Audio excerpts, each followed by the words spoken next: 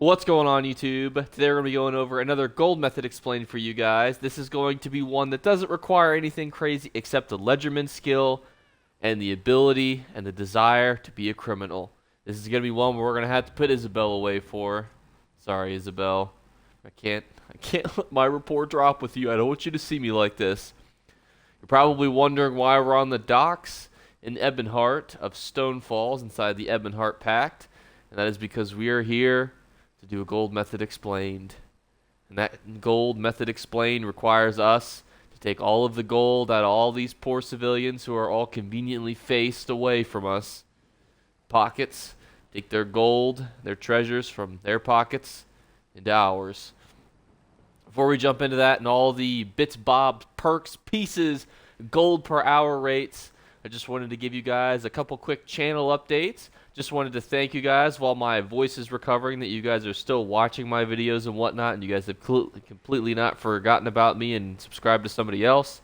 I feel as though that, with the month of July, I have a lot to accomplish in the month of August. I also feel like I've hit that point of fame where I can finally put a famous small-time YouTuber in my Tinder bio, so thank you guys for that.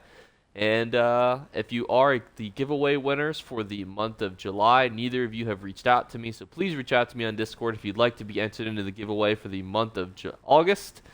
Please just leave a comment on any video, any comment, all the comments, none of the comments, all the videos, none of the videos. It's up to you. But let's jump into the video. So the method itself is super simple. All we are going to be doing is stealing from these poor bastards. If that's all you needed to know, and where you needed to go for it, hey, I'll see you in the next one. But let's talk about why this is such a good method for you guys, and it does quite a few things. One is it levels up your ledgerman, which for those of you who do not know is extremely helpful because it allows for pop locking, which is extremely helpful for those of you guys who don't want to have to pick every single lock in the game. There's nothing worse than doing a chest route and having to sit and go every single time you see a chest.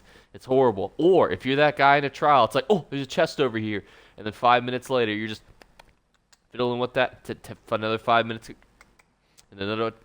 And we're like, it's a simple lock, my dude. Let's get it going. It's a great perk for you guys to have. So that's why I really do like the ledgerman skill. So this is a super fast way to level it up. And it's also a great way to make gold. Obviously, title, Gold Method Explained. Assumption is that you'll be able to make some gold. So let's talk specifically about the easiest ways to do this. The easiest way to do this will require you to have the Dark Brotherhood, as you can see, because we are resetting the mobs here by killing them. It does not require the Dark Brotherhood to do that. You could pickpocket them 3 times. For those of you who do not know, if I was to pickpocket this person a 3rd time, they would be empty, and then killing them would not yield me anything. So that's why it's just faster, more advantageous time-wise for you guys to just pickpocket them twice, wait for their suspicions to go away as they realize that their entire left pocket has been emptied, pickpocket their entire right pocket, wait for them to realize that something is completely amiss, and then finish them off with the old Blade of Woe combo.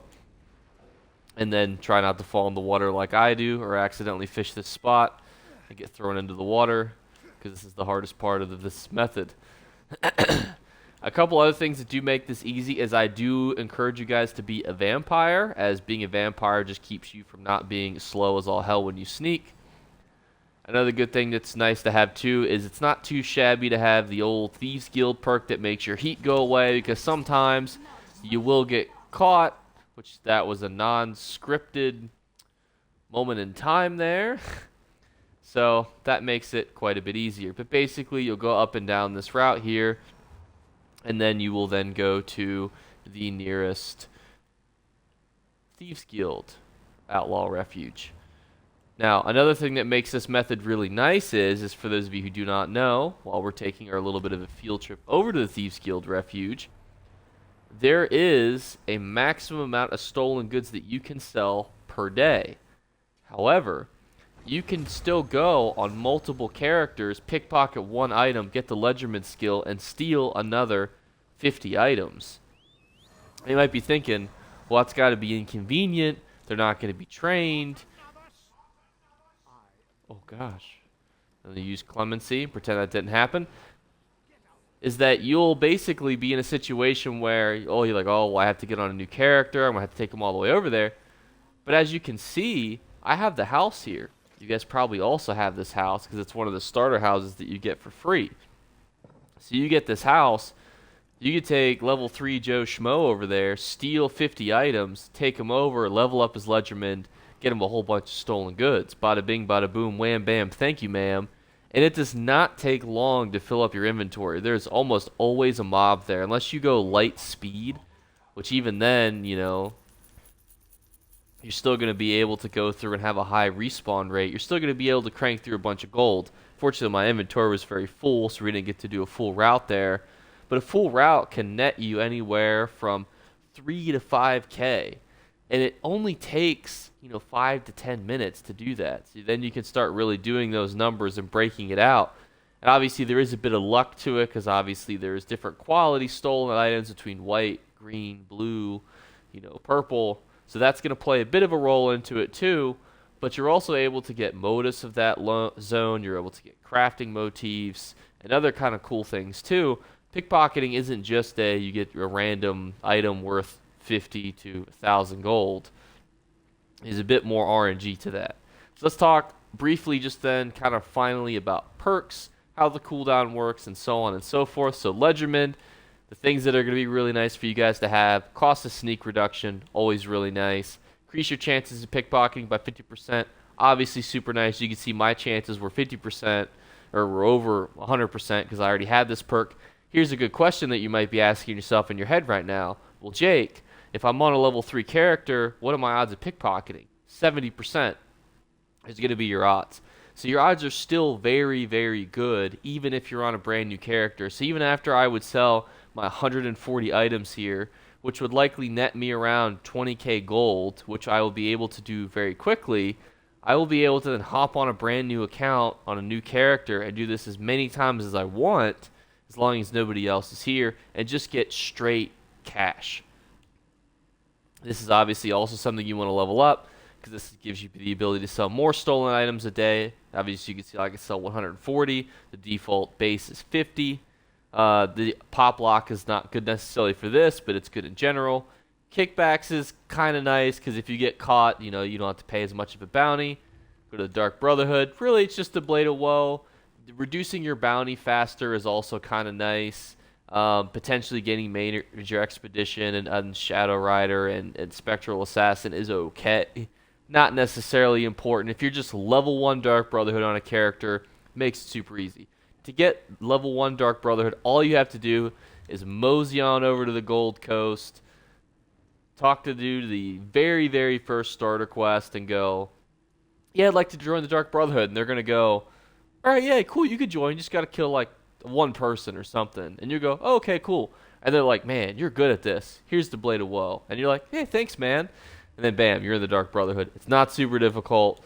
The Thieves Guild, the perks here are good, but they do require you to level up pretty significantly to get most of them. Swiftly Forgotten is nice. Haggling is also really nice, too, because you get more benefit. However, what I will say, though, is it's not necessarily going to be worth leveling up 8 characters to max Thieves Guild, because that's going to be a lot of grinding for you guys to do. It's more so just nice versus a necessity. Same with vampirism. It's obviously pretty cool to be a vampire because it doesn't take you a long time to sneak everywhere, but it's certainly not required. I could do this on a level 3 character and still get the same results, especially if you've already gotten multiple characters who you've kind of done some of the Dark Brotherhood, some of the Thieves Guild. You can just take them over to the dock, and wham bam, steal some shit, turn it into gold, and you'll be able to get around 30 to 60k stolen goods per hour, which is going to be really good for you guys to get. Again, it's over here. I'll take us back one more time. And there was somebody doing this here earlier, so I'm not trying to step on their toes or anything right now, so I'll let them get the refresh here, but steal from him, steal from them, then you do them. It's nice to get the guy that's walking, these two people walking. But if they're all the way up there, you get this person standing still up there, 2 people on this boat. You got to be careful though jumping back. But there's also sometimes the Thieves Guild trove there too. So when the guy comes back, he can have that. And then there's only 2 poor people over here, and you can both see, I mean, everyone is pretty much facing away from you and not facing somebody else. So it's super easy. Another thing too, you can steal from the crates. Likely though, you're just going to get stuff though that's more for provisioning. But, you know, it's something you guys can check. Generally though, if you are stealing from the crates, you're only in the barrels, you're only going to get things that are worth 3 gold. Oh god. Yeah, I wouldn't, you know, be writing home about the barrels and the baskets and everything like that. But you can always launder them. I mean, honey is not worthless. It's actually worth around 75 gold. So being able to launder that pretty cheaply is nothing to you know, scoff at.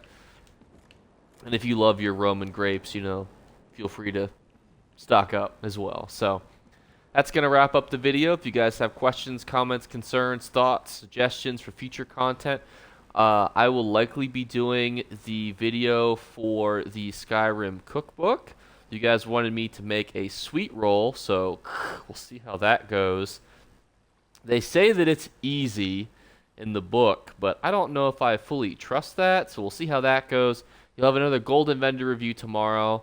I'm still working on ranking every dungeon. I'm doing another video on ranking all of the mythicals. I'm also looking at expanding to do top 5 and top 10 videos, because I feel as though they answer a lot of questions on ESO, point you guys in the right direction, even if it's, you know, not always the most, like, you know, jaw-dropping content. Just knowing, like, oh, these are the top 10 magicka sets, these are the top 10 zones to do for skill points, these are the top 10, you know, sets to collect for the sticker book, you know, these are the top 10 skills to level up, you know, just stuff like that. I feel like it can be easy, but also, like, very refined to be, like, very straightforward for you guys in a way that's not, like, overly confusing, because sometimes, you know, I go on tangents. So holding myself to top 5 and 10 videos, I think, will kind of structure me just a little bit more and be a little bit more rigid in my structuring a video. So let me know what you guys think on those ideas. If you have specific ones that you guys want to see, let me know in the comments below. That'll be my question of the day for you guys for your double entry. For those of you who stuck around, leave it a top 5, top 10 suggestion in the comments below. But I'll see you guys tomorrow. Bye, guys. You better remember to like and subscribe to Jake Clips. Or you should. I might have to pluck your eyes if you don't. Or, better yet, I'll skip rope with your entrails. Do it now. Subscribe. Ta-ta. Off with you.